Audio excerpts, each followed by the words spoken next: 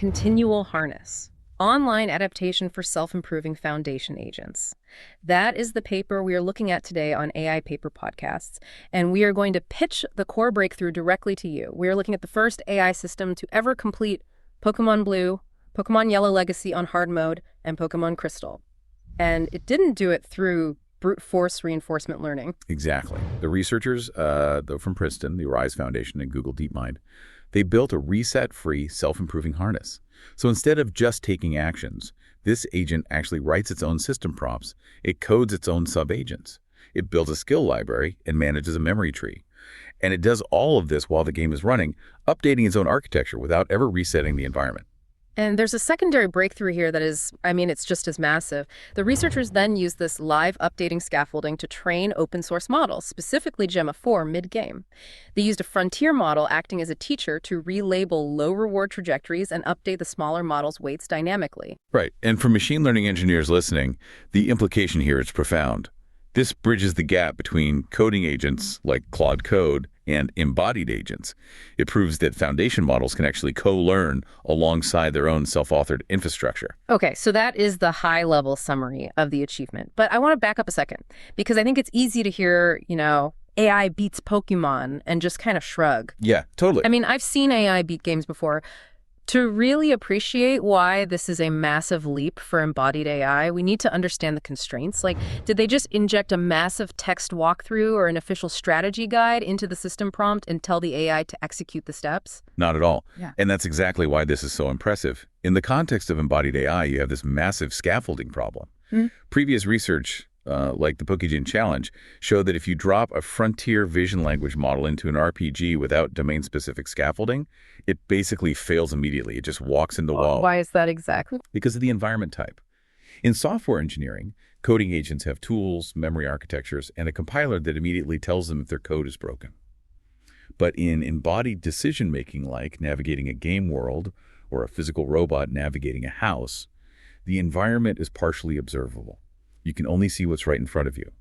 And the time horizon for a goal might be thousands of steps away. So what exactly was the baseline setup the AI was working with here? Like, what could it actually see? The interface was brutally minimal. The AI receives a frame observation, which is just a visual render of the current game state. Then it gets an ASCII text map of the visible tiles immediately around it, so just a text representation of the immediate obstacles. Finally, it has basic Game Boy button inputs, up, down, A, B. That's it. Wow. Yeah. No pre-built pathfinding algorithm telling it how to get to the next town. No curated objective list. It was entirely reliant on its own spatial and strategic reasoning to figure out where to go and what to do. That sounds incredibly tedious, which actually perfectly mirrors how this project started, right? Because before they automated the whole thing, this began as a human-in-the-loop project. Yes, it was initially a project called Gemini Plays Pokemon, or GPP. Yeah. And the process was entirely manual. The researchers would literally sit there, reading the agent's trajectories, watching it get stuck, and then manually rewriting the harness to help it. Just hand-coding fixes on the fly? Exactly. They would tweak the system prompt, add a new tool, or patch a bug in its logic, and then set it running again. It's the ultimate startup founder analogy, You do things that don't scale before you automate them. The human researchers were acting as the manual scaffolding. But here's where the narrative shifts and where it gets really interesting. During the hardest stages of Pokémon Yellow and Crystal, the model started iterating on its own strategy without the humans prompting it to do so. Right. Using its long context memory, the agent began surfacing emergent self-improvement behaviors. The researchers saw the model naturally trying to build out its own strategic memory to handle complex battles. And that led to a massive realization. They basically thought, why are we sitting here manually updating this harness? The model is clearly capable of diagnosing its own failures. Right. If the model knows it's failing, just let it write the fix. Precisely. And that realization led directly to the architecture of the continual harness, completely removing the human from the loop. I want to push back on this a little bit, though, because I'm trying to picture how this actually works in practice. I'm imagining a snake eating its own tail. If you have an AI writing its own brain, its own operating system, mid-game, what happens when it writes a bug? Wouldn't it just use that newly broken code to evaluate its next move, blinding itself to its own mistake? Yeah, that is a huge risk. How does it not just spiral into a massive hallucination loop and crash the game? That is the exact problem the researchers had to solve. And they did it using a two-loop architecture. You have the inner loop and the outer loop. Break those down for me. The inner loop is your standard agent step. The model reads the current game state, checks its current harness, its prompt, its tools, its memory, and then emits an action. Press A, move up, whatever. It's just playing the game. Okay, so the inner loop is essentially the player. Right. Then you have the outer loop, which they call the refiner. The refiner operates on a different cadence. Every F steps, say every 100 steps, this automated refiner wakes up and reads the recent window of gameplay trajectory. It specifically scans for failure signatures. What does a failure signature look like in Pokémon? It could be getting stuck in a corner and bumping into the same wall 10 times. Or it could be losing a battle you definitely should have won. It could be getting stuck in a dialogue loop with an NPC. When the refiner detects one of these failures, it intervenes by emitting see or read edits. CRED is in create, read, update, delete. Exactly. It applies those edits to the 4 pillars of the AI's harness. We have P for the system prompt, G for subagents, K for skills or tools, and M for the memory tree. Okay, hold on. If you're an ML engineer listening to this, you're probably thinking this sounds an awful lot like standard prompt optimization. Oh, absolutely. We've seen frameworks like GPay where models reflect on their performance and then rewrite their own prompts to do better next time. So how is Continual Harness actually different from what's already out there? It's a fundamental difference in how the timeline operates. Standard prompt optimization methods, like GPA, require episodic resets. Meaning you have to start over. Yes. The agent plays a full episode, fails, and then the system resets the environment completely back to step 0. The agent then tries again from the beginning with a slightly better prompt. But Continual Harness is completely reset-free. The updates happen mid-episode. So it's fixing the plane while it's flying it? Precisely. The model is given meta tools. These are commands like defit agent, run code, and process memory that allow it to rewrite its own code on the fly. If it writes a terrible pathfinding script at step 100 and starts walking in circles, the refiner catches that error at step 150. It updates the code in the skill library, and at step 151, the agent uses the newly fixed script to walk out of the room. It never restarts the game. That is wild. And you can see this evolution happening in real time in the data from their battle strategist agent. This was a specific sub-agent the AI created during the Yellow Legacy run, right around the time it was facing the Elite Four, which, if you've played Pokemon, you know requires actual strategy. You can't just mash the attack button. Right. Yellow Legacy on hard mode is notoriously unforgiving. Yeah, and the researchers tracked the structural complexity of this battle strategist over thousands of turns, and it didn't just linearly get bigger. It's not like it just kept adding lines of code until it was a bloated mess. It went through cycles, it would grow, learn a bunch of new tactics, and then it would actually simplify itself. It refactored its own code to be more elegant. Exactly. Eventually, it architected this highly modular system. It created a master battle agent that delegated decisions to specific subchecks. It even built a paranoia mode for threat modeling. The paranoia mode is such a perfect illustration of why dynamic scaffolding is necessary. Think about how a human plays a hard strategy game. You get burned by an opponent who is faster than you, so you start assuming everyone is faster until proven otherwise. Right, you get paranoid. The agent did the exact same thing. It coded a threat ledger into its own architecture that specifically forced it to evaluate pessimistic assumptions about the opponent.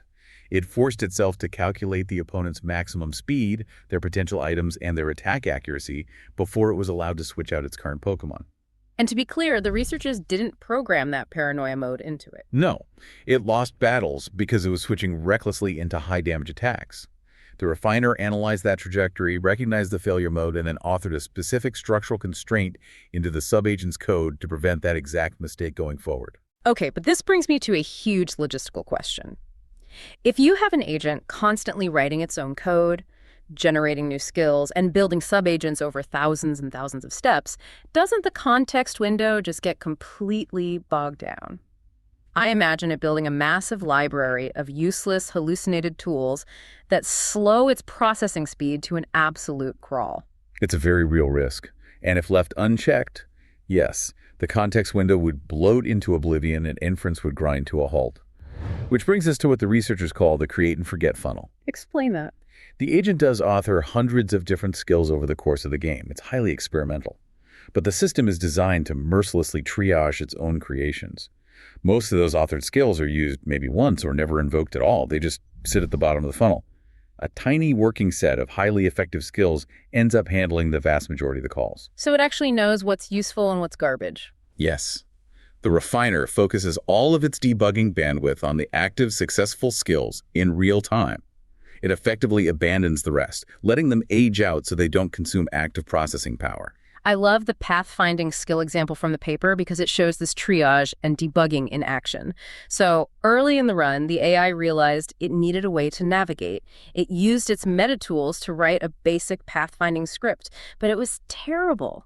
The researchers actually measured its efficiency against a perfect Dijkstra algorithm, which is essentially a flawless mathematical oracle for finding the shortest path. And how did the AI's first draft compare? It had a massive 50% cost deficit, meaning the AI's custom pathfinder was taking incredibly inefficient routes, wandering around, taking 50% more steps than a perfect algorithm would. But here's the magic of the continual harness. Because of that reset-free in-loop debugging, it didn't stay broken. As the AI walked around, the refiner watched it taking inefficient routes, caught the logical errors in the pathfinding script, and patched the code mid-stride. That 50% penalty dropped to single digits incredibly quickly, and it stayed there for the rest of the game. It repaired its own spatial reasoning code while it was walking. But surely there's a catch here. Not every model can just wake up and write perfect spatial reasoning code. You're exactly right. And that brings us to a vital constraint of the continual harness, which is the capability floor. The capability floor, meaning you have to be this tall to ride the ride. Precisely. To utilize these meta tools, to read a trajectory, diagnose a logical flaw, write Python code to fix it, and implement it mid-flight, the foundation model driving the agent has to be exceptionally intelligent to begin with. The researchers proved this during their Pokémon Emerald evaluations, where they tested the continual harness across different capability tiers of the Gemini 3 family. They used Gemini 3 Pro, Gemini 3 Flash, and Gemini 3 Flashlight. This makes me think of a power tools analogy. Think of the continual harness like giving a worker a set of highly advanced power tools. Nail guns, laser levels, power saws. If you hand those power tools to a master builder, which in this case is Gemini 3 Pro, they're going to build the house vastly cheaper and faster than if they were using hand tools. Right. And the data reflects that. The Pro model using continual harness recovered the majority of the performance gap compared to a hand-engineered, expert-level harness. It cut API cost by 40% with absolutely no loss in milestone completion. In economics terms, it was strictly Pareto dominant. It was better in every measurable way. But what happens if you hand those same advanced power tools to a complete novice? They might actually injure themselves or ruin the materials. And that's exactly what happened with the smaller models.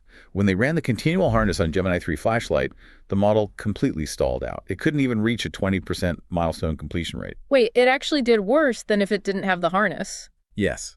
It underperformed the minimalist baseline that just used raw button inputs. The smaller model wasn't analytically capable enough to write coherent code or diagnose its own errors.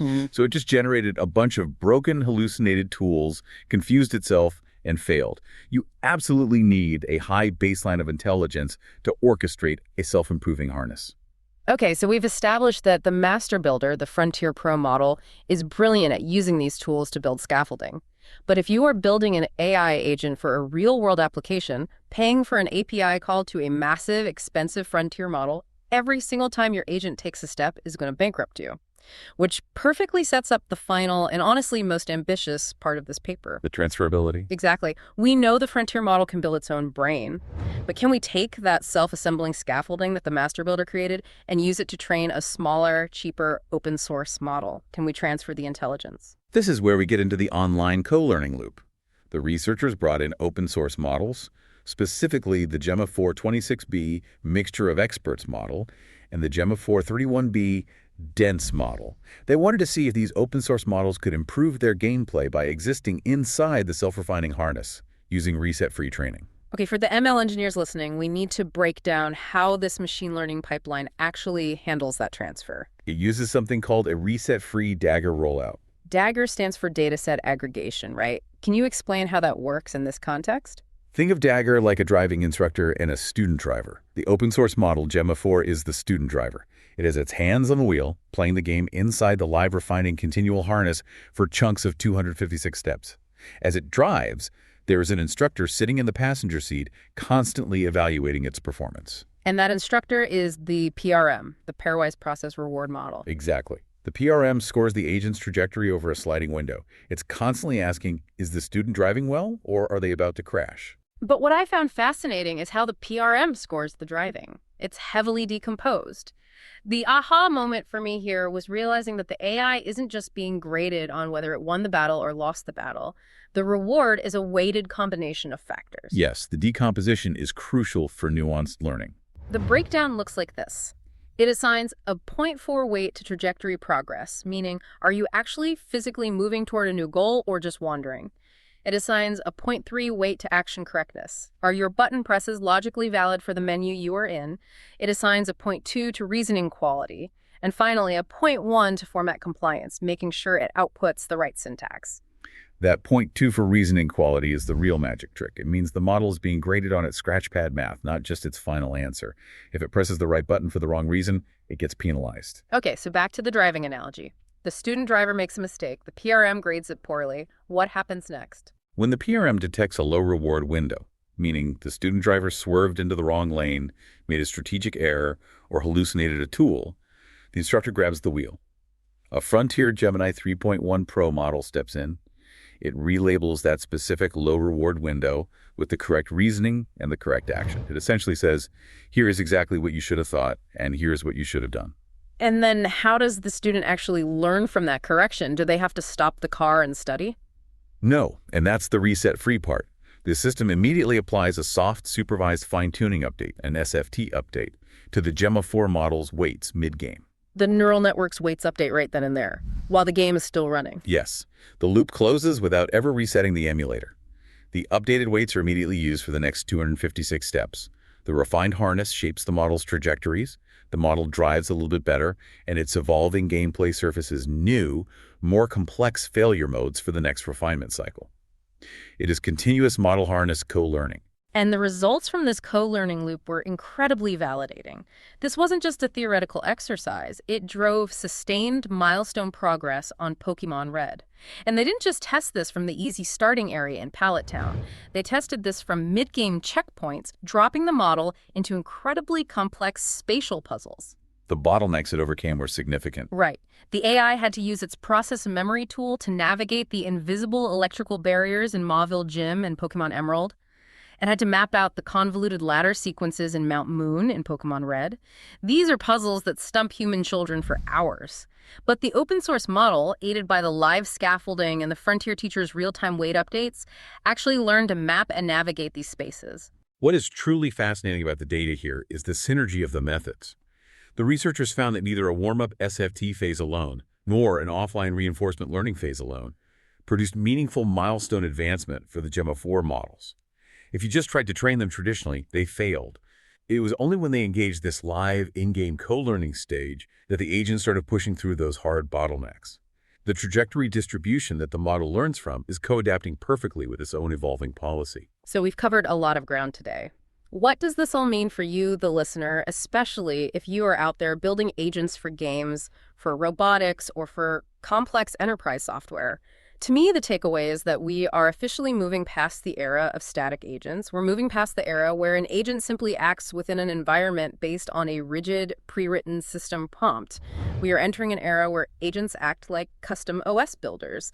They build their own operating systems, their own pathfinding algorithms, and their own memory architectures dynamically as they encounter new, unseen problems. They aren't just running software. They are writing the software required to support their own intelligence.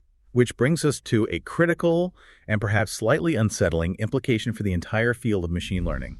If a foundation model can write its own subagents, code its own tools, and dynamically tune its own scaffolding to solve a complex, long-horizon problem, at what point do we stop evaluating the model's raw weights? Wow, think about that. Right now, we benchmark models based on what their weights can do in a vacuum.